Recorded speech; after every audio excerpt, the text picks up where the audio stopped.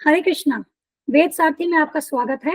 आज हम आपके सामने एक कहानी प्रस्तुत करने जा रहे हैं जो यह सिद्ध करेगी कि अनुमान प्रमाण जो है वो अपूर्ण है। ये कहानी है नेत्रहीन व्यक्तियों की और एक हाथी की।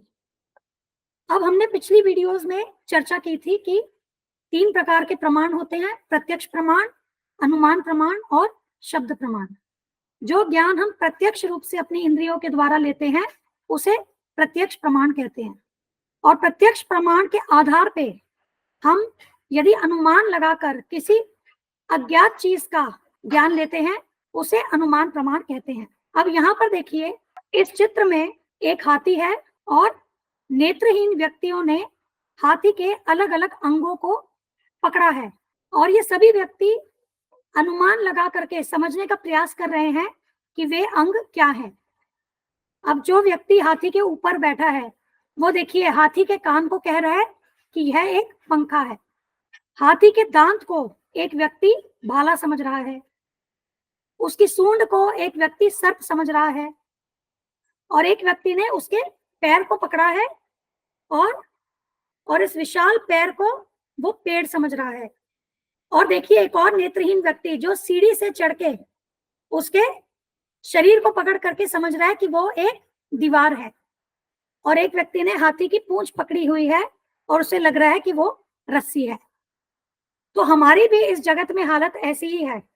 हम इन नेत्रहीन मनुष्यों के समान ही है, क्योंकि हमारा भी जो अनुमान है वो हमारी इंद्रियों की अपूर्णता और हमें जो विभिन्न प्रकार के दोष हैं जो कि हमने पिछली वीडियो में आपसे शेयर किए थे, उसके कारण हम भी जो ज्ञान को समझने का प्रयास कर रहे हैं वह ज्ञान अपूर्ण है। तो अब देखिए वैष्णव आचार्य क्या कह रहे हैं।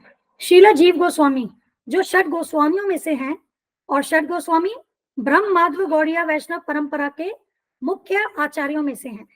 हम आगे कभी किसी वीडियो में वैष्णव आचार्यों के विषय में भी आपसे चर्चा करेंगे। तो श्री जीव गोस्वामी कहते हैं, इसलिए हम सभी के लिए जो उस व्यक्ति को जानने के इच्छुक हैं जो हमारे अवलोकन के दायरे से परे हैं और फिर भी हर वस्तु का आधार है, जो सबसे अकल्पनीय और अद्भुत है, प्रत्यक्ष अनुभूति और अनुमान उपयुक्त साधन नहीं है। तो तात्पर्य यह है कि भगवान जो कि हमारे अवलोकन के दायरे से परे हैं उनको हम अपनी सीमित इंद्रियों के द्वारा प्रत्यक्ष अनुभूति और अनुमान के द्वारा नहीं समझ सकते हैं। सबसे अकल्पनीय और अद्भुत व्यक्तित्व को जानने के लिए वेद ही एकमात्र उपयुक्त साधन है।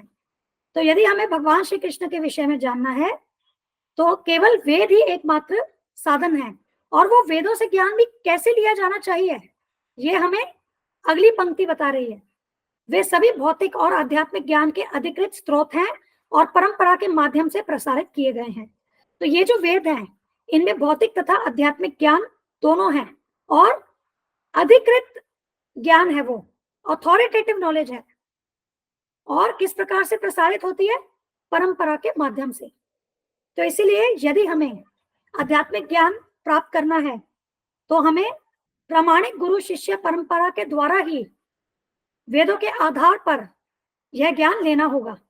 यदि हम केवल अपनी सीमित इंद्रियां और अपने मन, अपने अनुभव से ज्ञान लेने का प्रयास करेंगे तो वो ज्ञान अपूर्ण होगा। तो इस वीडियो के साथ हमारी ज्ञान लेने हेतु विभिन्न प्रकार की प्रक्रियाओं पर चर्चा समाप्त हुई। अगली वीडियो से हम भगवत गीता के 5 तत्वों को एक एक करके समझने का प्रयास करेंगे। हमारा अगला विषय होगा भगवान। क्या भगवान है?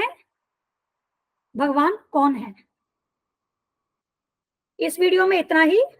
हम यह चैनल और इस चैनल में प्रस्तुत की गई सभी वीडियोस हमारे गुरु महाराज श्री कृष्ण कृपा मूर्ति श्री श्रीमद अभय चरणारविंद भक्तिवेदांत स्वामी ठाकुर श्रील प्रभुपाद जी को समर्पित करते हैं। श्रील प्रभुपाद की जय। धन्यवाद। हरे कृष्णा।